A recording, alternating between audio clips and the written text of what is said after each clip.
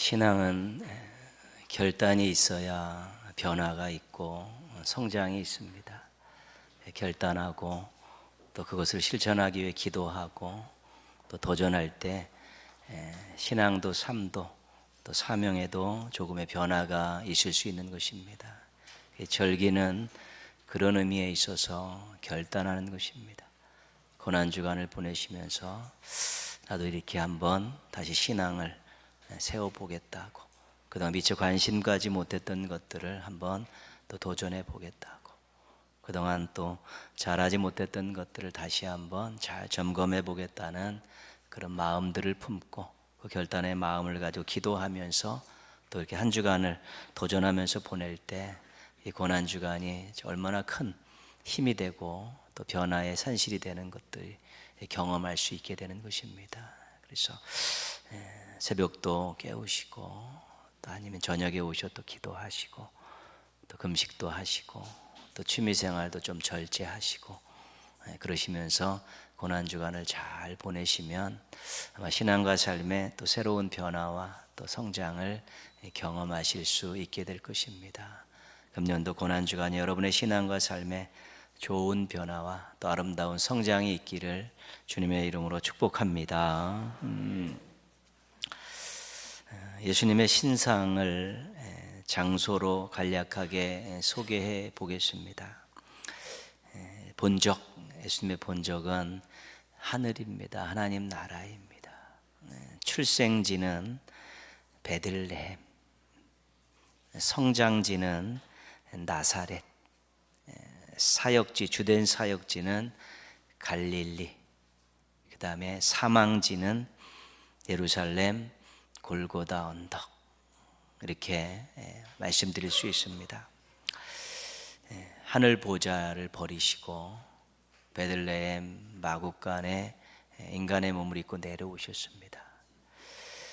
그래서 갈릴리를 중심으로 3년 공생의 사역을 잘 감당하시고 예루살렘에 올라가셔서 갈릴리 골고다 언덕 십자가 위에 달려 돌아가셨고 그 이후에 부활 승천하셔서 다시 오셨던 그 하나님 보좌 우편으로 올라가셨습니다. 그것이 장소를 통해 본 예수님의 신상입니다.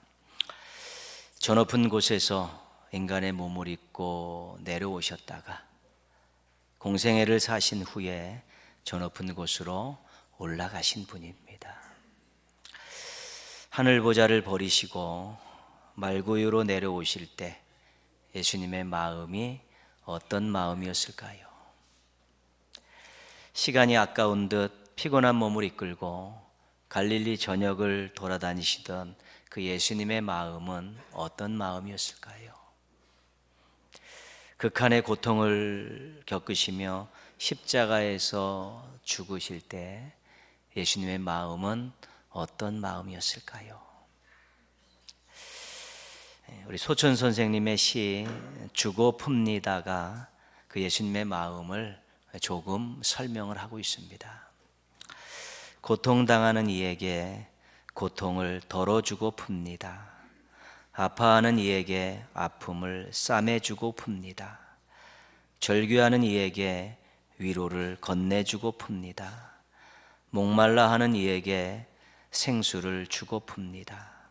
세상을 한아름 얼싸안고 발걸음 닿는 곳마다 주고 풉니다. 온 세상에 내리는 눈처럼 이 마음 흩뿌려 다 주고 풉니다. 예수님의 마음의 전체는 아니더라도 예수님의 마음의 중요한 부분은 설명하고 있습니다. 저 높은 곳에서 내려오실 때도 또 공생애를 사시고 저 높은 곳을 향하여 올라가실 때도 예수님의 마음은 주고픈 마음이었습니다. 아낌없이 주고픈 마음, 될수록 많이 주고픈 마음, 있는 것 다 주고픈 마음, 주지 못해서 안달난 마음, 이것이 예수님의 마음이었습니다. 예수님은 행복한 분이셨습니다. 어디서 알 수 있냐면 예수님께서 하신 말씀 속에서 알 수 있습니다. 예수님께서 하신 말씀이 대부분 복음서에 다 기록이 되어 있는데 한 말씀만 사도행전에 기록이 되어 있습니다. 사도 바울이 에베소 교회 장로들에게 마지막 고별 설교를 할 때 인용되어 있습니다. 에베소서 사도행전 21장 35절인데요. 주는 것이 받는 것보다 복이 있다. 예수님께서 하신 말씀입니다. 그러니까 주고픈 마음으로 가득 차 있는 예수님께서 그 하늘 보좌를 버리시고 내려오시면서 하늘 보좌로 올라가실 때까지 그 마음 가지고 막 퍼주시지 않았습니까? 그 예수님께서 당연히 행복한 분이죠. 그만큼 행복한 분은 없습니다. 이 시대 정신에는 역행하는 것 같은 마음입니다. 이 시대는 갖고픈 마음들이 너무 많습니다. 그래서 그 갖고 싶어서 빼앗기도 할 정도로 갖고픈 마음들이 많은데 이 시대는 그렇지만 예수님은 주고픈 마음입니다. 이 시대와 역행하는 그런 마음이고 또 사람들로부터 바보라는 소리를 들을 수 있는 그런 마음입니다. 야, 너 잘 먹고 잘 살아야 되는데 야, 그것 주고 너 뭐 하려고 그러느냐. 그런 소리들을 들을 수 있는 마음이 예수님의 마음이었습니다. 이 시대하고는 맞지 않고 사람들에게 바보 소리를 들을 수 있는 마음이었지만 예수님의 마음은 행복했습니다. 그리고 그 마음을 통해 행하신 일 때문에 주변에 있는 사람들이 더 많이 행복했습니다.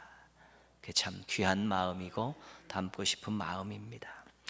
여러분 예수님 닮고 싶으십니까? 그러면 주고픈 마음을 먼저 담으십시오. 그러면 행복한 인생 될 수 있습니다. 주고픈 마음이 행복한 인생이라는 이 도식을 여러분의 인생 살면서 꼭 경험하시기를 주님의 이름으로 축원합니다. 아멘. 그럼 예수님의 이 마음이 주고픈 마음이 어떤 삶으로 나타났는가? 오늘 그것을 살펴보려고 합니다.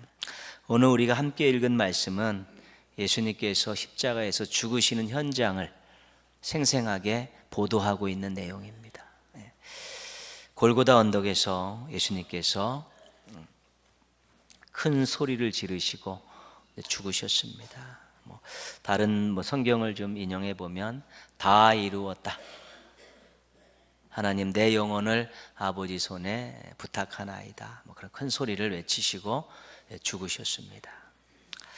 성소 휘장이 위로부터 아래까지 찢어져 둘이 되었다. 이것은 그때 일어난 일은 아닙니다. 이것은 신앙적으로 해석한 내용입니다. 예수님께서 하나님으로 가는 고속도로를 만드셨다는 제사를 통하지 않고 제사장 없이 고속도로를 만들었다는 신앙적인 해석입니다. 이 십자가형을 집행했던 백부장이 이 사람은 진실로 하나님의 아들이었다 이런 고백을 그 죽음의 현장에서 하고 있습니다. 멀리서 바라보던 여인들이 있었습니다. 그런데 제자들은 다 도망가고 없었습니다. 오늘 그 예수님의 죽으시는 그 현장의 내용이 이렇게 보도가 되어 있습니다. 오늘 우리가 41절에 보시면 이들은 예수께서 갈릴리에 계실 때에 따르며 섬기던 자들이요. 예수님께서 갈릴리에 계셨다는 것 당연히 우리가 알 수 있는 것이고요. 또 이외에 예수와 함께 예루살렘에 올라온 여자들도 많이 있었더라. 예수님께서 예루살렘에 올라오신 내용도 다 보도하고 있습니다. 그래서 예수님께서 주요 활동하셨던 그 활동지는 이스라엘 북부에 있는 갈릴리 호수 주변입니다. 그 주변에 있는 마을들을 돌아다니셨죠. 이 갈릴리는 해수면보다 200m 정도 아래에 있습니다. 굉장히 낮은 지역입니다. 그리고 고기 잡고 농사 짓는 소민들이 사는 그런 지역입니다. 이 지역에서 예수님께서 활동하신 것입니다. 예수님께서 어떤 일을 하셨는가는 마태복음 4장 23절에 나와 있죠. 예수께서 온 갈릴리에 두루 다니사 그들의 회당에서 가르치시며 천국 복음을 전파하시며 백성 중에 모든 병과 모든 약한 것을 고치시니. 그렇죠? 말씀을 전하시고 복음을 전파하시고 병든 자를 고치시고 귀신 들린 자를 쫓아내시는 그런 사역을 하셨습니다. 근데 예수님의 이 갈릴리 사역에서 중요한 예수님의 태도가 한 가지 있습니다. 그게 뭐냐면 찾아가시고입니다. 찾아가시고. 예수님이 늘 갈릴리 전역을 쪽잠을 주무시면서 계속 사람들을 찾아가시죠. 찾아가시다 보면 또 그 소문을 듣고 사람들이 몰려오기도 하는데, 근본적인 예수님의 마음은 찾아가는 것입니다.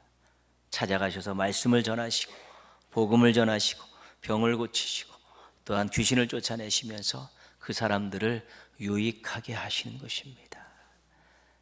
그리고 당시의 사람들이 꺼려했던 사람들, 죄인이라고 가까이 하지 않았던 그런 세리, 또 창기들, 또한 나병 환자들, 이런 사람들도 찾아가셔서 그들과 대화하시고 그들과 식사하시고 때로는 그들의 몸에 손을 대시면서 놀라운 역사를 이루신 것이지요. 찾아가셔서 다른 사람에게 도움을 주는 이런 행동을 우리가 섬김이라고 하는 것입니다. 찾아가셔서, 찾아갈 때 그 마음이 어떤 마음입니까? 우리가 이미 배웠죠. 주고픈 마음, 도와주고 싶은 마음, 그 사랑의 마음을 가지고 찾아가서 그들의 필요를 채워주고 또 그들에게 소망을 주고 위로하는 그런 일이 바로 섬김입니다. 예수님의 갈릴리 사역의 아주 중요한 내용은 섬김 사역입니다. 먼저 찾아가서 위로해주고 소망 주고 필요를 채워주는 그런 사역이기 때문에 그렇습니다. 예수님께서 중간중간에 이제는 예루살렘에 갔다 오시기도 했지만 공생의 3년 끝자락에 드디어 예루살렘에 올라가십니다. 예루살렘은 해발 790m 위에 있는 도시입니다. 갈릴리하고 엄청나게 편차가 나죠. 올라가셨다는 표현이 중요하고 또 수도였기 때문에 그런 표현을 하는 것이죠. 예루살렘에서 예수님께서는 유대 지도자들에게 미움을 받으셨습니다. 그리고 제거 대상으로 떠올랐기 때문에 생명의 위협을 느끼는 곳입니다. 그럼에도 불구하고 예수님께서 그 예루살렘에 올라가셨습니다. 예수님께서 예루살렘에 올라가신 이유가 있습니다. 십자가를 지시기 위해 올라가신 것입니다. 죽으시기 위해서 올라가신 것입니다. 그 죽음에 사람들이 득실거리고 있고 살기가 등등한 그곳을 예수님께서 갈릴리에서 공생의 마지막 3년을 마무리하면서 올라가신 것이죠. 십자가를 지시겠다고, 죽으시겠다고. 제자들은 그것을 받아들이지 못하고 불만하고 있음에도 불구하고 올라가신 것이죠. 예수님의 십자가 죽음의 의미는 무엇일까요? 여러 가지가 있지만 로마서 5장 8절에는 이렇게 말씀합니다. 우리가 아직 죄인 되었을 때에 그리스도께서 우리를 위하여 죽으심으로 하나님께서 우리에 대한 자기의 사랑을 확증하셨느니라. 예수님께 십자가에 죽으신 이유는 하나님의 말씀을 전하시기 위해서입니다. 내가 너희를 사랑한다, 이거 전하기 위해서, 그리고 내가 너희를 사랑한다라는 하나님 말씀을 증거하기 위해서 십자가에 죽으신 것입니다. 우리가 십자가를 묵상하고 십자가를 바라볼 때마다 하나님께서 나를 사랑하시는구나, 진짜로 사랑하시는구나, 엄청나게 사랑하시는구나, 이런 감격적인 고백을 할 수 있어야 됩니다. 마가복음 10장 45절은 우리가 잘 알고 있는, 수도 없이 많이 외우는 요절이죠. 인자가 온 곳은 섬김을 받으려 함이 아니라 도리어 섬기려 하고 자기 목숨을 많은 사람의 대속물로 주려 함이니라. 예수님께서 십자가에 죽으신 것은 섬기기 위해서입니다. 상대방을 유익하게 하고 위로와 소망을 줘야 되는데 당신의 생명을 바쳐서 다른 사람을 유익하게 하고 그에게 위로와 소망을 주기 위해서 십자가를 지셨기 때문에, 그 십자가는 최고의 섬김의 자리입니다. 섬김의 극치입니다. 그렇기 때문에 우리가 십자가를 생각하고 십자가를 바라볼 때마다 예수님께서 생명을 다해서 나를 섬겨주셨구나, 이런 분명한 고백을 할 수 있어야 되는 것입니다. 예루살렘에서의 예수님의 섬김은 단번인데, 단번에 하신, 고난과 십자가에 단번에 한 번에 하신 짧은 기간 동안에 하신 그런 사역이었는데 그것도 섬김 사역이었던 것입니다. 예수님께서 갈릴리에서 예루살렘으로 올라가셨고 예루살렘에서 골고다 언덕으로 올라가시고 또 십자가에 올라가셔서 죽으셨습니다. 그런데 그것이 끝이 아니었습니다. 3일 만에 부활하셨고 승천하셨습니다. 부활 승천하신 예수님께서 어디 가셨을까? 원래 내려왔던, 원래 계셨던 하나님 보좌 우편에 가셨습니다. 제자들이 그것을 알고 생명 바쳐서 복음을 전하는 그런 선봉장들이 된 것입니다. 그런데 예수님께서 하나님 우편에서 뭘 하고 계신가? 로마서 8장 34절에서 이야기해 주고 있습니다. 죽으실 뿐 아니라 다시 살아나신 이는 그리스도 예수시니 그는 하나님 우편에 계신 자요 우리를 위하여 간구하시는 자신이라. 하나님 우편에 계신 우리 예수님께서 뭘 하고 계시냐면 우리를 위해서 기도하고 계시다는 것입니다. 베드로를 위해서, 믿음을 위해서 기도하셨다고 말씀하셨듯이 우리를 위해서 기도하고 계신 것이지요. 그게 예수님의 십자가 지시고 부활 승천하시고 지금 하나님 우편에서 하시는 일이지요. 물론 조금 있으면 하나님의 때가 되면 이 세상을 심판하러 오시는 그런 자리이기도 하지만 그 전까지는 우리를 위해서 기도하시는 것이지요. 섬김에 있어서 기도가 얼마나 중요한지 모릅니다. 다른 섬김들은 우리가 시간을 내고 찾아가고 또 물질을 들여야 되는, 땀을 들여야 되는 여러 가지가 있지만 기도 섬김은 자신이 처해 있는 자리에서 무릎 꿇고 눈만 감으면 할 수 있고 사랑의 마음만 가지고 있으면 할 수 있는 것인데 간단한 것 같지만 그 파장과 영향력은 대단한 것입니다. 기도 섬김만큼 큰 것 없습니다. 누군가 나를 위해서 기도하고 있다는 것이 얼마나 큰 힘이 되는지 모릅니다. 기도하는 부모님을 가지고 계신 자녀들은 정말 부모님께 잘해야 합니다. 최고의 것들을 주고 있는 것이고요. 그 기도하는 신앙을 또 유산으로 물려주면 그것만큼 대단한 거 어디 있습니까? 그래서 기도로 섬기는 예수님의 하나님 나라 하나님 십자가 보좌 하늘 보좌 옆에서 하시는 지금의 사역이 섬김 사역입니다. 그러니까 예수님께서는 정말 인생 전체를 통해서 우리가 알고 있는 그 예수님의 모든 행적을 통해서 알 수 있는 것은 섬기며 사셨다는 것입니다. 멋지게 섬기며 사셨다는 것입니다. 41절 말씀 같이 한번 읽겠습니다. 이들은 예수께서 갈릴리에 계실 때에 따르며 섬기던 자들이요 또 이외에 예수와 함께 예루살렘에 올라온 여자들도 많이 있었더라. 여자분들을 말하는 것이죠. 예수님 십자가 달려 죽으실 때 그것을 멀리서 바라보고 있던 여자분들에 대한 내용입니다. 예수님이 갈릴리를 돌아다니며 섬김의 사역을 하실 때 그 예수님을 섬기던 여인들이 있었고 예수님과 함께 다른 사람을 섬기던 여인들이 있었다는 것입니다. 예수님이 예루살렘에 올라가시자 또 따라오셔서 일정 기간 또 섬김을 다하고 예수님께서 십자가에서 최고의 섬김의 삶을 마감하실 때 그때도 그것들을 바라보는 여인들이, 섬기는 여인들이 있었다는 것입니다. 요한복음 12장 26절에 이렇게 예수님께서 말씀하셨습니다. 나 있는 곳에 나를 섬기는 자들이 거기 있으리니 내 아버지께서 그를 귀히 여기시리라.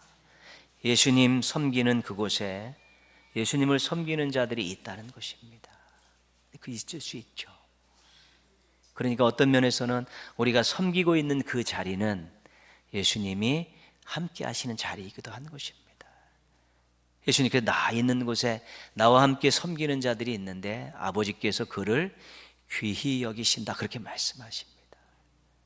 하나님께서 그 섬김의 자리에 있는 그 사람들을 보시면서 귀하게 여기신다는 것입니다. 정말 보배롭고 존귀한 존재들이지만 섬기는 사람들은 더 귀하게 여기시는 것이죠. 왜냐하면 예수님을 닮고 있기 때문에 그렇습니다. 예수님의 사역을 이어가고 있는 사람이기 때문에 그 마음에 주고픈 마음, 사랑하는 마음이 넘치고 있기 때문에 하나님께서 귀히 여기시는 것입니다. 우리는 저 높은 곳을 향하여 가는 인생들입니다. 우리가 이 땅에서 정말 어둠 속에서 살고 죄의 종으로 살고 절망 가운데 살았지만 예수님을 만난 이후에는 우리에게 소망이 생겼습니다. 하나님 나라가 우리에게 주어졌기 때문에 우리는 저 높은 곳을 향하여 나아가는 인생이 된 것입니다.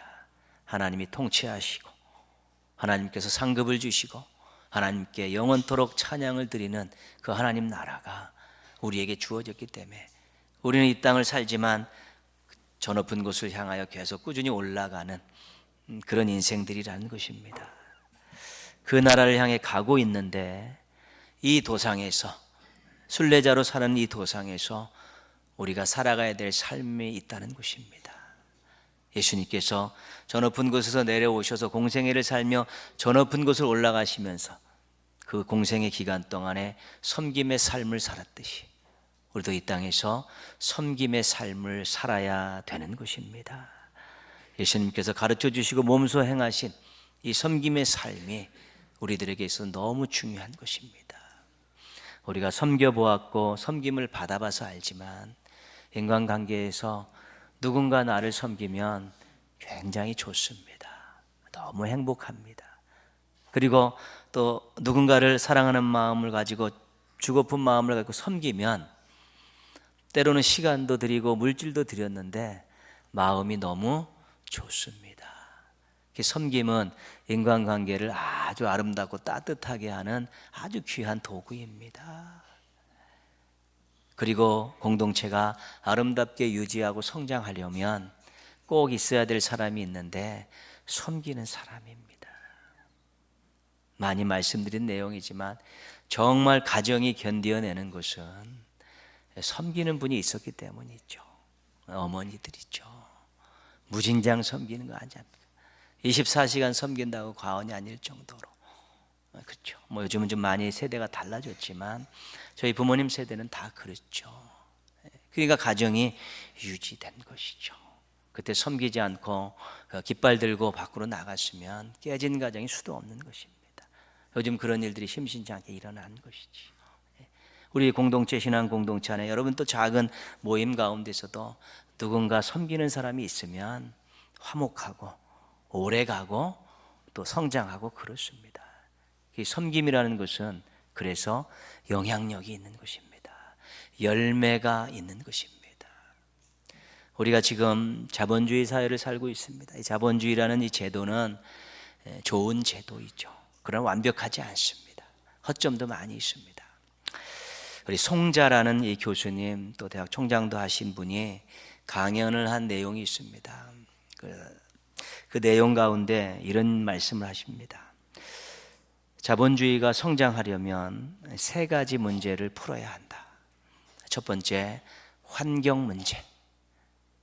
두 번째, 노사 문제. 세 번째, 빈부 갈등 문제.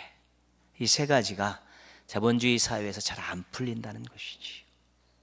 첫 번째 것도 좀, 두 번째, 세 번째는 뭐와 연결되어 있어 그렇습니까?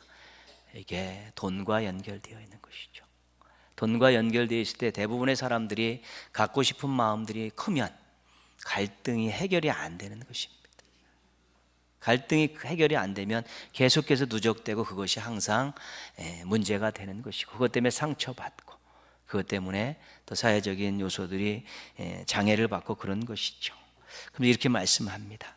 이 문제를 푸는 열쇠는 가진 자들의 결단이다. 문제 해결의 근본적인 방식은 예수님께서 보여주신 섬김의 자세이다. 그렇게 진단을 하고 있습니다. 이것은 굉장히 성경적인 것이죠. 로마서 15장에 가면 갈등을 풀어가는 하나의 해법을 이야기하고 있습니다. 강한 자와 약한 자가 문제가 생겼습니다. 근데 성경은 누구에게도 비중을 두냐면 강한 자에게 비중을 둡니다. 너희가 약한 자들에게 맞춰라. 그들을 헤아리고 그들에게 맞춰서 생각하고 판단하고 행동하라. 그렇게 말씀합니다. 그러면 문제 해결이 쉽다는 것입니다. 강한 자가 힘을 사용해서 자기의 뜻을 관철시키면 문제는 해결이 안 되는 것입니다. 있는 자가 더 많이 갖고 싶어서 자기의 권력을 이용하고 비무리한 방법을 동원해서 챙기기 시작하면 문제는 전혀 해결되지 않는 것입니다. 그러나 힘 있는 자가 조금씩 섬김의 모습으로 나눔의 삶을 가게 되고 배려의 삶을 가게 되면 문제가 쉽게 풀린다는 것이죠. 예수님께서 십자가에 달려 돌아가신 그 섬김의 극치의 그 모습이 인간들을 구원하려는 거기에만 매여 있는 것이 아니라 인간 세상에서 이 문제들과 갈등들을 해소하는 중요한 열쇠도 주신 것입니다. 섬김이 그것을 이룰 수 있기 때문에 그런 것이지요. 예수님께서 정말로 이 섬김의 삶을 사셨는데 하늘 보좌를 버리고 말구로 내려오기가 인간 세상에서 쉬운 일 아니지 않습니까? 누가 자기가 가지고 있는 최고의 것들을 다 버리고 낮은 자리로 내려오려고 하겠습니까? 그런 일은 거의 없습니다. 정말 한두 번 우리가 듣는 그러한 예화의 주인공들은 있는데 그렇지 않습니다. 그러나 예수님께서는 하늘 보좌를 버리시고 말구로 내려오시지 않습니까? 누가 피곤한 몸을 이끌고 땀을 흘려가며 시간 들여가며 물질 들어가며 사람들을 찾아가서 섬기려 합니까? 예수님 공생에서는 또 그렇게 하시지 않았습니까? 또 누가 보이지 않는 사람들을, 멀리 떨어져 있는 사람들을 위해서 매일 끊임없이 간절한 마음, 사랑하는 마음으로 기도로 섬길 수 있겠습니까? 그러나 예수님은 그렇게 하신 것입니다. 섬기는데 제약이 많습니다. 피곤하고요. 또 무언가도 내놓아야 되는 것이고요. 또 자기가 가지고 있는 여러 가지 것들에 또 지장도 생기기 때문에 만만한 것이 아니기 때문에 잘 실천하기가 어려운 것입니다. 그럼에도 불구하고 예수님께서 그 섬김의 삶의 모습을 통해서 십자가에서 최고의 섬김의 본을 보이시면서 예수님을 믿고 구원받은 모든 사람들에게 이 땅을 살아가면서 저 높은 곳을 향하여 가는 도상에서는 섬김의 삶을 살기를 원하신 것입니다. 많은 것들이 변해가고 있지 않습니까? 옛날에 사용했었던 그런 기구들은 정말 많이 바뀌어서 지금 거의 사용하지 않는 것들이 많고요. 그 모양도 기능도 다 바뀌어가지고 이거 옛 것인지 새 것인지 잘 모르는 것들이 굉장히 많습니다. 그렇게 세상이 발전해가고 문명의 이기들이 발전해가고 있는데 정말로 옛날이나 지금이나 거의 비슷하게 용도로 사용되고 있는 것이 하나 있는데 그것이 바로 우산이라고 합니다. 우산은 중국의 주나라 때 그 도편수가 만든 것인데 정자를 짓다가 비가 오니까 이 정자에 있으니까 비가 안 맞네. 그러면 이게 밖에 나갈 때 작은 정자를 만들어 갖고 들고 가면 비 안 맞겠네. 그래서 정자 그 모양으로 살을 잘 붙이고 거기다가 천을 대 가지고 기둥 하나 달고 우산을 만들었다는 거 아닙니까? 애굽에 있는 벽화에도 그 파라오 왕을 위해서 햇볕을 가리는 그런 양산의 형태들의 그런 모습들이 벽화에 나와 있다는 것이죠. 그러니까 굉장히 오래 4,000년 이상 된 그런 이 기구가 우산인데 우산은 별로 변함없이 오늘날도 거의 그렇게 사용되고 있다는 것이지요. 우리들이요 인생을 살아가면서 이제는 세월이 흘러가면 또 나이도 들어가고요. 또 삶의 자리도 바뀌고 또 사귀는 사람들도 교제하는 사람들도 바뀌지만 우리 신앙인들이 그래도 언제 어디서나 누구를 만나든 세월이 흘러가도 바뀌지 않아야 될 삶의 모습은 섬김의 삶이라는 것입니다. 예수님께서 그렇게 사셨기 때문에 그렇습니다. 그래서 우리가 누구를 만나든지 섬기고 어떤 세월을 살아가든지 늘 섬김을 살고 어떤 장소의 모임에 가서도 조금씩 섬김의 삶을 살아가면 우리가 행복한 사람이 되고요. 또 많은 사람들과 공동체에게 유익을 주고 또 하나님께서 우리를 지켜보시며 귀하게 여기신다는 것입니다. 그렇기 때문에 이 섬김의 삶이 결코 손해가 아니라는 것입니다. 오히려 큰 이익이고 하나님과의 관계가 더 돈독해지고 자신의 인생의 발걸음들이 더 가벼워지고 사람들로부터 공동체들로부터 환영받는 또 행복을 맛볼 수 있기 때문에 그렇습니다. 저 높은 곳을 향하여 가고 있습니다. 우리가 근데 거기 도착하기 전까지 예수님처럼 섬김의 삶을 살았으면 좋겠습니다.